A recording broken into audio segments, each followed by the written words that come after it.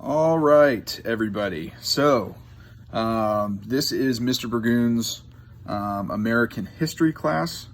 I we've had a whirlwind of a night so far.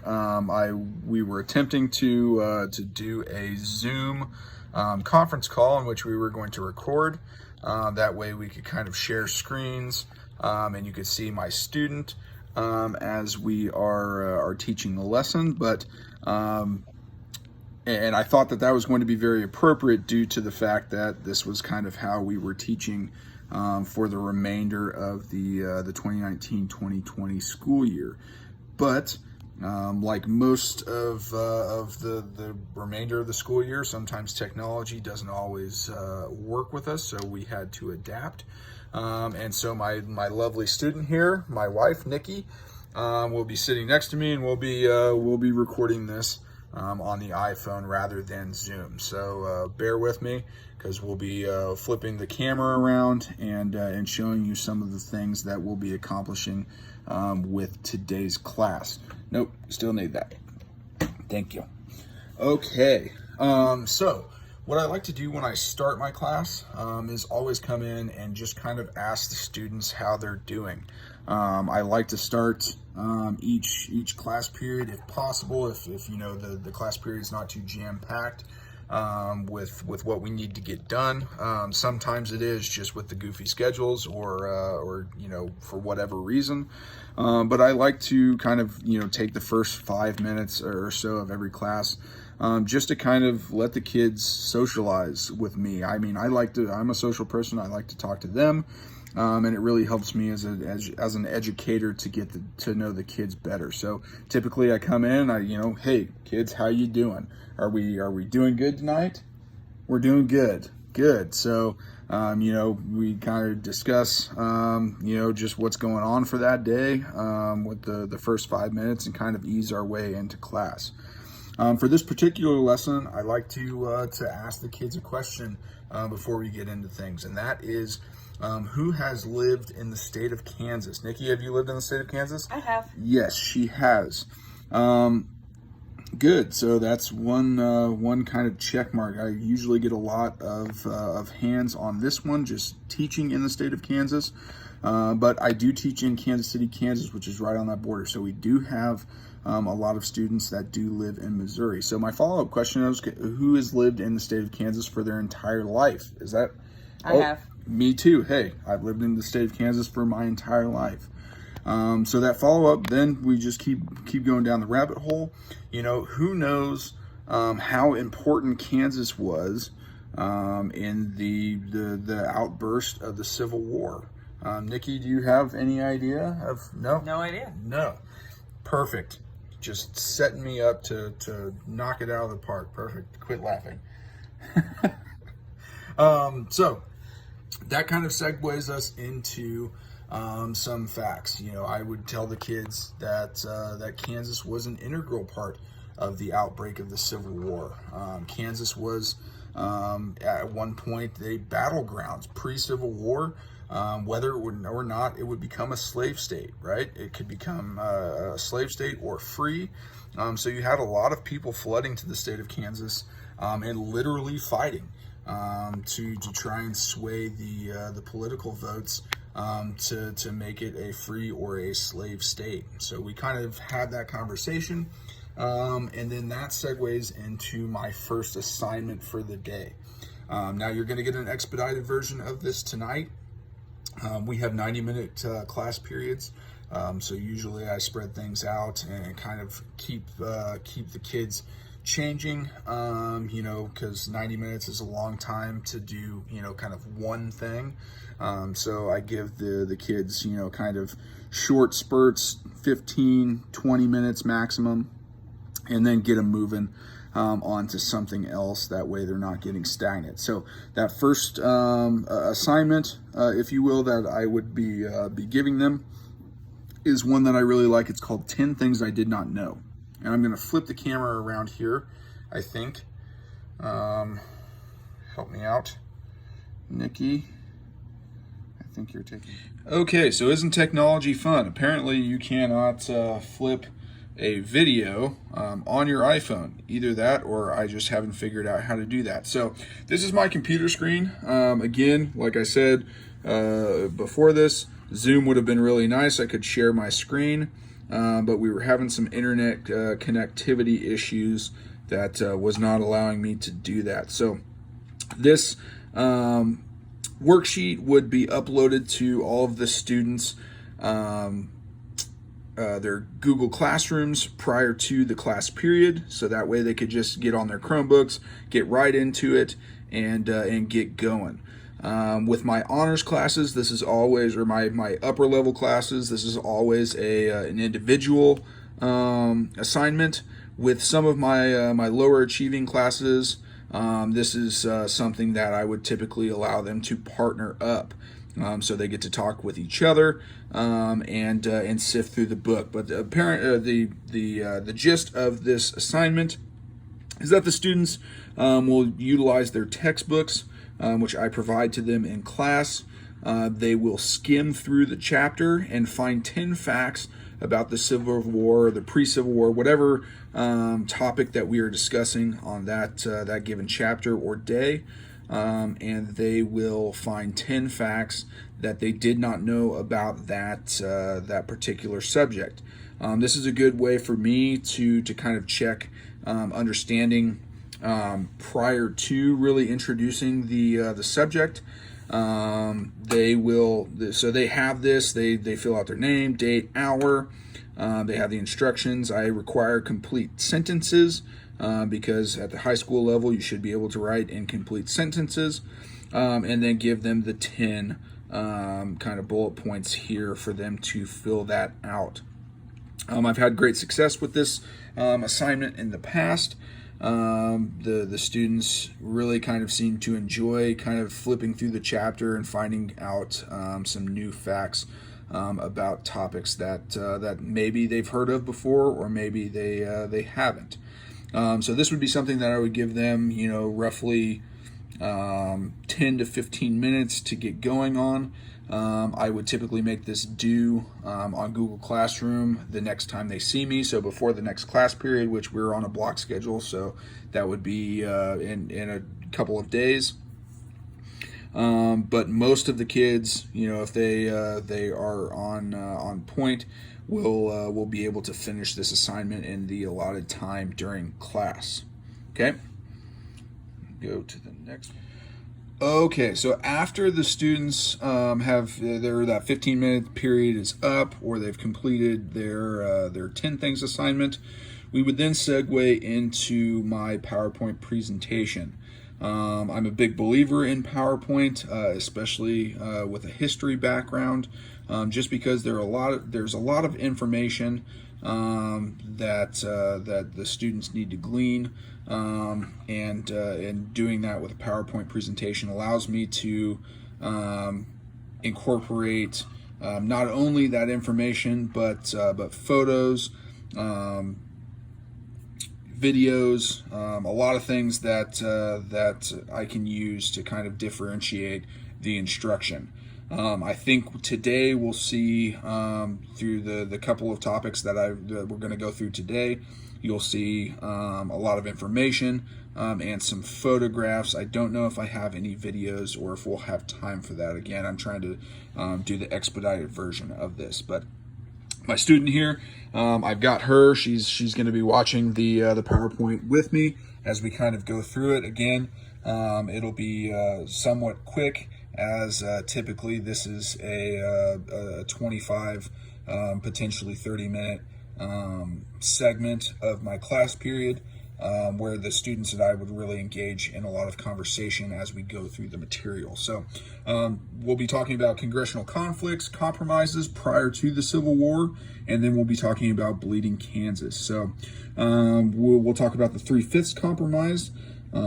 Obviously, the southern states in this compromise would receive extra representation due to the fact that their slaves would count as 3/5 of a person. So this was a huge victory for the southern states during this time period, again, because they would be able to then sway a lot of the political vote in Washington, due to the fact that their population then takes a big jump due to the counting of slaves. Okay, obviously, if you're familiar with this 3/5 compromise, there were a lot of negative ramifications from that. Okay, so again, that is something. A lot of times, this is a slide that the kids we'd really slow down and really discuss the 3/5 compromise and the impacts of that. Okay, but we'll move on to the Missouri Compromise. Missouri was allowed to have slavery. Here is a map that kind of outlines what some of the consequences or what happened in the 3/5 compromise. But Missouri was allowed to have slavery. Maine became a free state, and slavery was only allowed below the 3630 latitude line. This would be extremely important later on when it comes to the Kansas-Nebraska Act, because then we would see that 3630 latitude line come into play. Do we have any questions? I just want to make sure that we're kind of, like I said, speeding through this. Don't want to leave anybody behind. I don't have any questions yet. Okay, perfect. Okay, so what were the effects of the Missouri Compromise? It was to try and keep the purpose of it was to try and keep an even number of slave and free states, so that there wouldn't be an imbalance in Congress, right? The vote is what a lot of the southern and northern states were concerned with. Each was jockeying for position to gain the majority to then have sway over the other. So which states were permitted to be free or slave was very important during this time period, because the delegates from each given state could have a large impact in voting in Washington. Okay. So then that leads us to the Compromise of 1850. California has now become a state and is allowed into the Union as a free state. It effectively ends the Missouri Compromise and again allows states to decide for themselves, especially in that important part due to popular sovereignty. There was also, on top of that, a stronger Fugitive Slave Act, which allowed the southern states to push north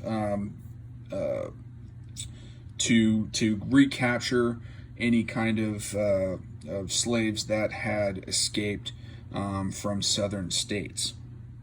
And this was something that really kind of ruffled the feathers of the North, due to the fact that now they have southern slave catchers, bounty hunters, things of that nature coming into their states to recapture escaped slaves. And I have my first hand. I love it. Yes. Why was popular sovereignty so important after the Missouri Compromise was abolished or was stopped? That's a great question. Why was popular sovereignty so important? And we are going to get to that. I love this. So you're ahead of me. So it's going to become extremely important when we get to the Kansas-Nebraska Act, because we're going to see how popular sovereignty really affected whether or not states would become slave or free. So I think that is my next slide. Nope, we're going to talk just briefly about the effects of the Compromise of 1850, and then I believe we're getting into why that popular sovereignty made so much of an impact in states like Kansas and Nebraska and the onset of the Civil War. So, what were the effects of the Compromise of 1850? Again, with that Fugitive Slave Act, where you have a lot of Southerners who are trying to recapture slaves, probably pushing that line a little further than it should be by actually taking free slaves that were living in the North and taking them back to the South and re-enslaving them. This turns a lot of Northerners off. Again, it makes a lot of them mad.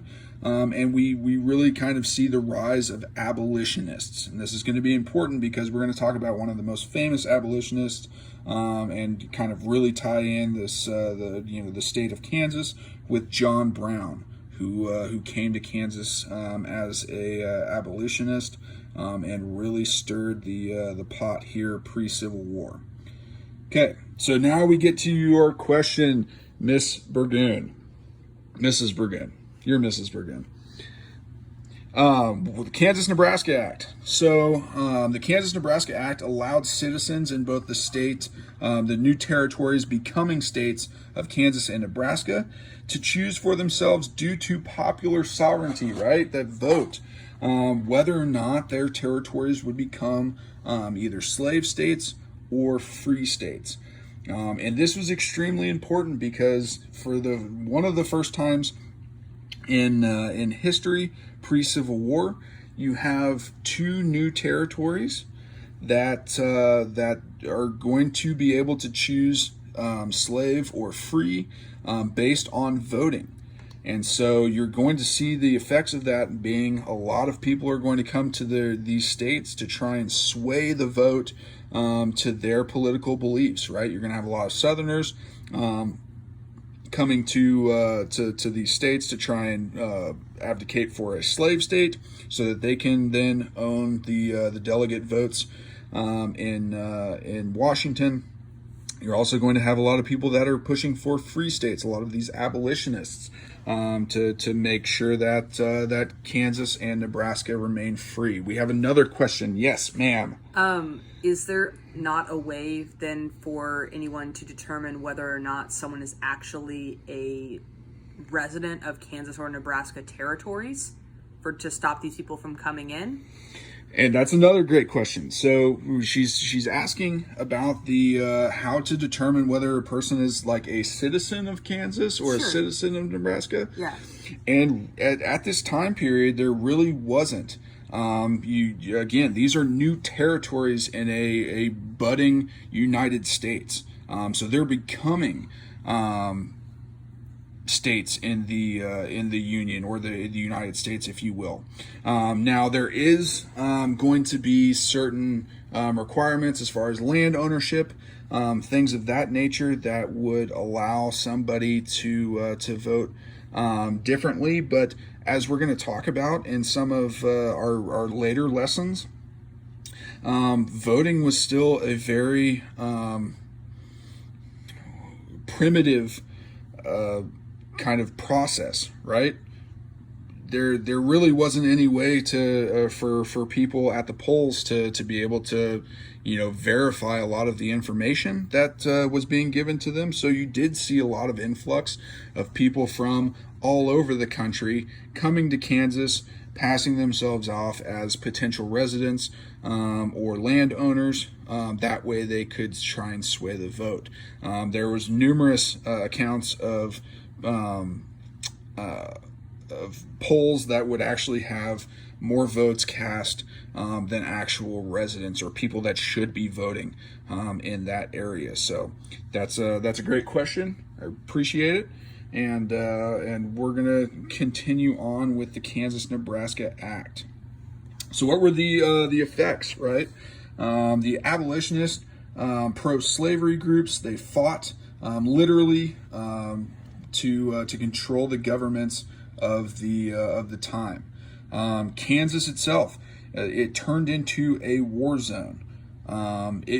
You could make the argument that the Bleeding Kansas, that the war that took place in Kansas for the right to own slaves or the right to be a free state was the beginning of the Civil War, and there are many historians that have argued that.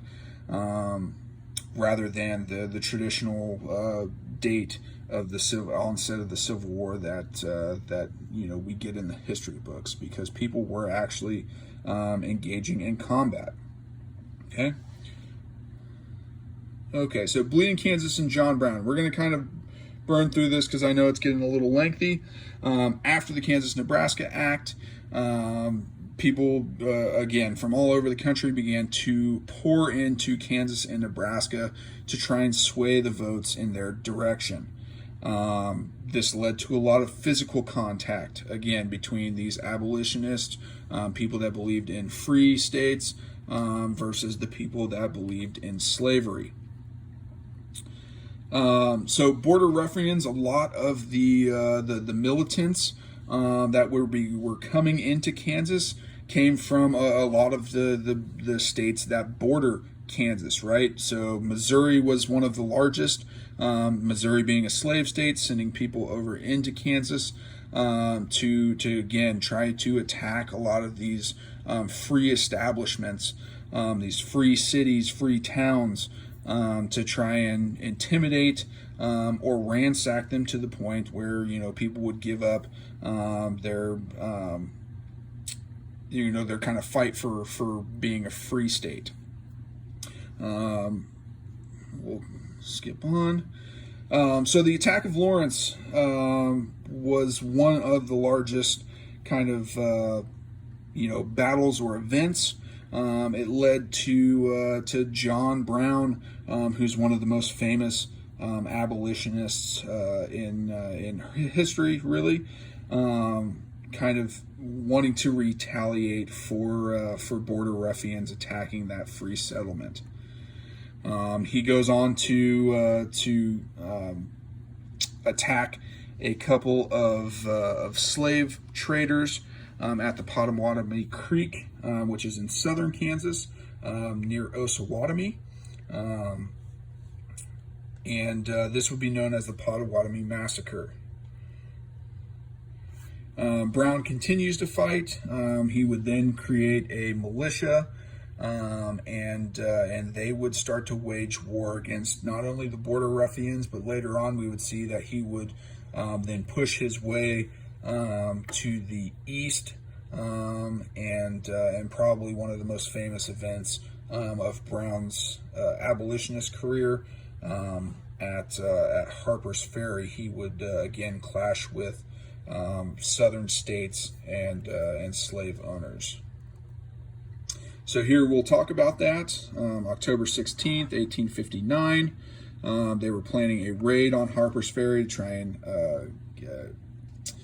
gain guns, gain munitions to be able to continue their fight against militant slave border ruffians, things of that nature, and they would be captured, and Brown would eventually be hung due to this act. Okay, so that is where we would cut off for the day, and we're going to go ahead and pause this, and then we'll come back. Okay, so at this point, I'm sure the kids are very inundated with the information that we've gone over for the day. Usually that's about the time that I try and get them to switch gears into something different. How are you doing? I'm okay. You're okay? Yeah. Are you feeling enthralled with information about pre-Civil War history? A lot of information. Good. Well, we like that in Mr. Burgoon's classroom. So at this point, we've kind of gone through our subject for the day on my PowerPoint. Obviously, my PowerPoint has a lot more information. That's something that we typically will do almost on a daily basis. We'll kind of change it up from time to time, but that kind of keeps us going through the subject, through the chapters. But it would be at this point that I would then introduce our 5-paragraph analysis paper assignment. It's something that I take a lot of pride in my classroom, and in our school really takes a lot of pride in, is the ability to write an analysis paper, to utilize sources and an argument to craft a well thought out academic paper.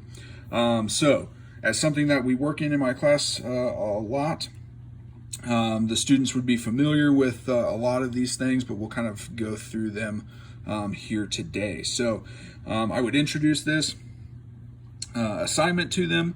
And then they might have some time, depending on where we're at time-wise, to start on this.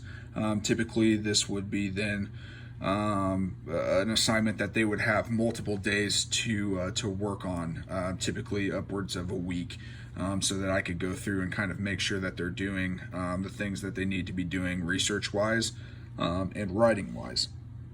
Excuse me. So for this assignment, they will be utilizing information that they maybe have taken notes on in my PowerPoint, or sources that they find in JSTOR, which is an academic database that we utilize quite frequently in my class. All of the students would be aware of how to utilize this resource. I'm going to go ahead and just show it to you, just the website here, in which you could then search academic journals, primary sources, books, all sorts of good information, academic information that they could then cite for their papers. Nikki, are you familiar with this? I am very familiar with Yes, JSTOR. you were a history major at the University of Kansas, weren't you? I was a history major. Oh, yes. good. So she's more than familiar with what we've been talking about, and JSTOR as an academic database. So the students, if this is the first time we'd use this, obviously we'd have a little bit more in-depth discussion of how to utilize this resource, but usually that's pretty early on in my my academic year when we talk about how to properly use an academic database. So at this point, the students would be crafting a 5-paragraph paper in which they are going to argue how a person or event that we talk about in class has impacted the onset of the Civil War. So essentially, and we would kind of go in depth into this, and we could answer any questions that may come about. But the students would be telling me who or what event occurred that they thought had the most impact on the Civil War, or on the outbreak of the Civil War. So as we go along, as they gather more information via my PowerPoint, via JSTOR, they're really hopefully going to be able to craft strong arguments for what specific person or event may have really, kind of lit the powder keg, if you will, to the Civil War. So that's really what I'm looking for in this assignment. Is I want them to kind of hone in on, here's a something that I believe over everything else kind of push the button over the hill, if you will, to the start of the Civil War, because that's really what we're talking about with Bleeding Kansas. And pre-Civil War legislation, such as the compromises that we've talked about tonight, is all these things kind of culminate into the onset of conflict, and so having the kids understand that all of these decisions, all of these kind of events and choices that people are making, really kind of are the catalyst for war. Especially Civil War, where people are fighting against each other. Brothers and cousins and family are fighting against each other, north and south. It's a very big deal, and understanding that these are the events, these are the choices being made to kind of kick that off. So that's where we would probably finish the day, was with working on this and starting our paper, our research, starting our outlines, and me kind of walking the classroom to kind of make sure that students are on task, answer any questions that anybody might have about subject matter or research. So I hope that you've enjoyed this. Nikki, did you enjoy this? I did. Yeah, I noticed that you didn't do any of the work that I gave you tonight. I didn't have my laptop with Oh, me. well, next time, hopefully you'll be more prepared for class, and I really hope that you enjoy this, enjoy this lesson plan. I know that I have enjoyed teaching it. So thank you, and have a wonderful night. Nikki, say hi. Bye.